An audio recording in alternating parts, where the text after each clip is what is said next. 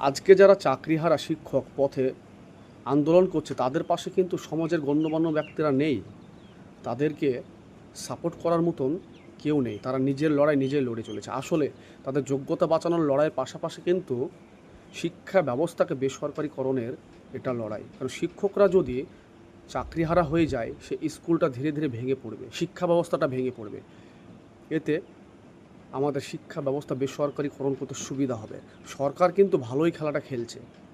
আমাদের শিক্ষার আলো যদি সমাজে না পড়ে, তাহলে সেই সমাজ অন্ধকারে চলে যাবে। সেই সমাজ কখনোই উন্নত হতে পারবে না।